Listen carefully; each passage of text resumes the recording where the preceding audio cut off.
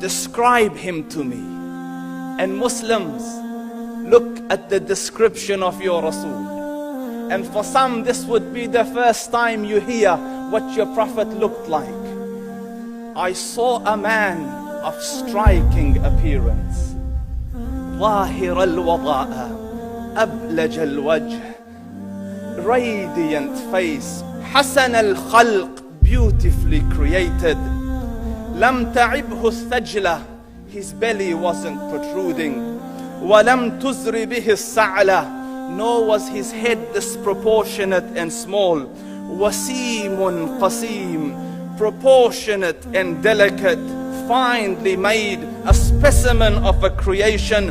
في عينيه دعج, in his eyes there was a contrast. The dark was immensely dark, the white was excessively white. وفي أشفاره وطف, and his eyelashes were long.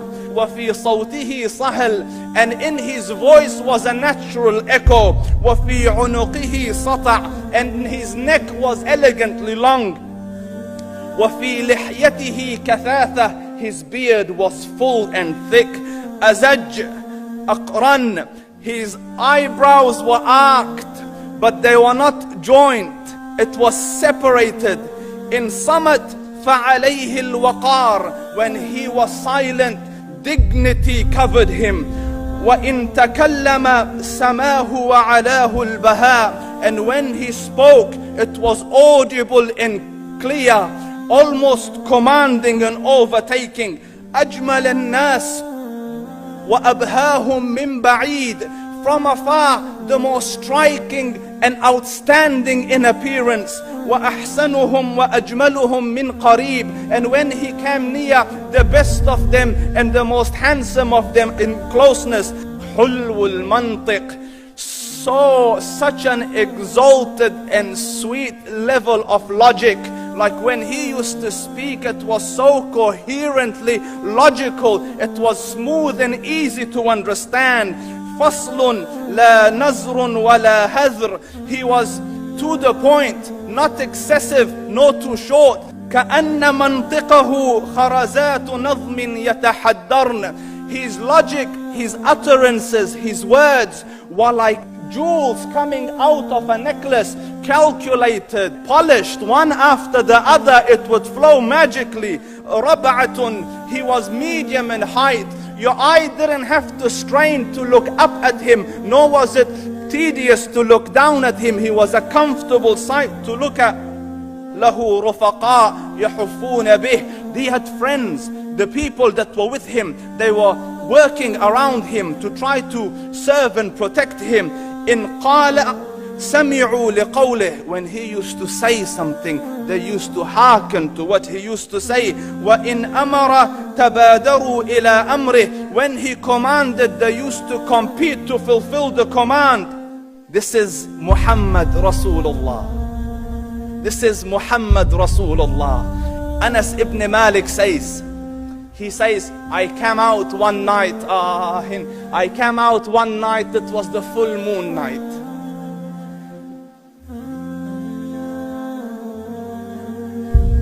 And I looked at the moon, and in the desert, understand, the moon is an awesome sight. It is smooth, it is radiant, it is clear, it is gentle compared to the scorching sun at which they are used to.